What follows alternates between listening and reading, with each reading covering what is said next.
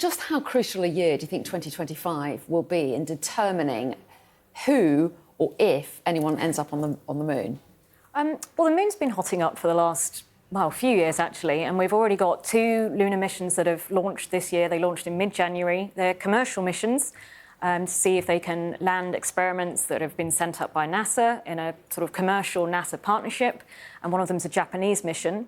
The Chinese have also got a launch plan for a communications relay satellite to put around the moon. Now, they've got quite an extensive plan for missions coming up in the next few years. So it's all hotting up. It's getting exciting. And the US has, for a long time, wanted to put people back on the moon before China does. But their programme does seem to be incredibly expensive. So is it likely to happen? And are they likely to pit China to the post? That is a very exciting question. At the moment, there are varying views about what will happen to the Artemis programme. So that's the sort of the new Apollo.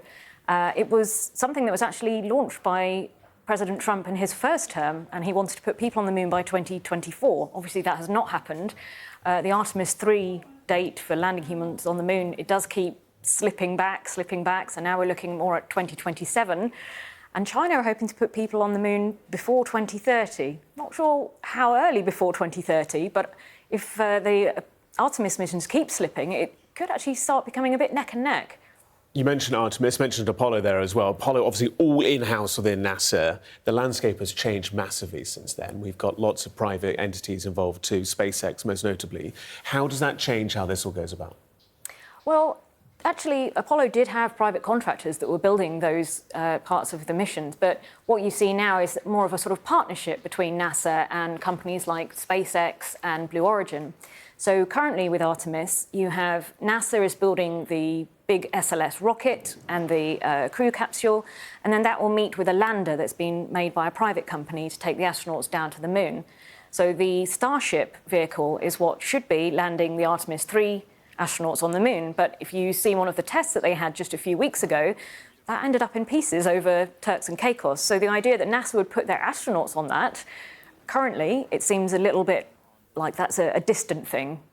And give us an idea of the fascination, once again, with getting to the moon. I mean, back in the day, there was, it was an extraordinary moment of prestige and kind of global one-upmanship to land a human on the moon. Is it still about that, do you think? Or is this about exploring for the future and taking resources from the moon that could be useful back on Earth? That's an interesting one. I mean, politics always comes into space. And, if you want to get funding for something, Apollo, there was the big space race between the Soviet Union and America, and that brought the funding they needed because Apollo wasn't cheap. And you're seeing perhaps a similar thing going on with the US and China, and they're looking at the resources that are on the moon. So the water ice, can you use that? Could you then split that into oxygen, hydrogen that you could use as fuel to get then further from the moon? And there is a bit of a race to the south pole of the moon where some of this water ice might be hiding in deep, dark, cold craters. You mentioned water ice, which then makes us think of life beyond our planet. Is this therefore a race to the moon, or is it actually in the long term a race to Mars? I think that Mars, as much as I'm sure Elon Musk would like to say it's easy, we can just get there in a couple of years' time. Well, in fact, he has said that a few times, and we haven't managed it yet. He's probably sold Trump on Mars-a-Lago, if you forgive the pun. But it's actually, Mars is hard. I mean, space is hard, Mars is going to be incredibly expensive, and there are so many things that we still need to work out. Radiation protection for the astronauts, the psychological effect of being so far from our planet that it's just a small dot in the sky. That's so interesting. You think that the kind of mental aspect of it could be a real consideration? Absolutely, because you've got to think about what kind of crew would you put together. In fact, I think there was a NASA study that said an all-female crew would be the ideal because they would get on better and I suppose they'd be a bit lighter than a male crew.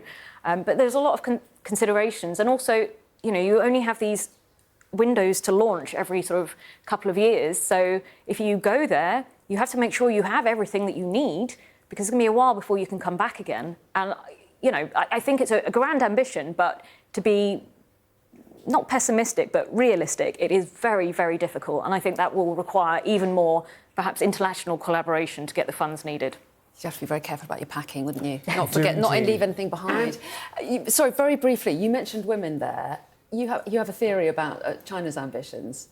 I think the sort of the last of the big firsts is to put a woman on the moon. And I think sort of for kind of propaganda reasons, politically, I think that would be something that China would be quite up for taking. And yeah, let's see. Artemis, in theory, was putting the first man and the first person of colour on the moon. Given the way things are going in the US at the moment, you know, you're almost kind of concerned that that might be considered a DEI hire and they'll get, you know, fired from the programme. I mean, honestly, who knows what's going to happen? So, yeah, it's kind of all bets are off at the moment.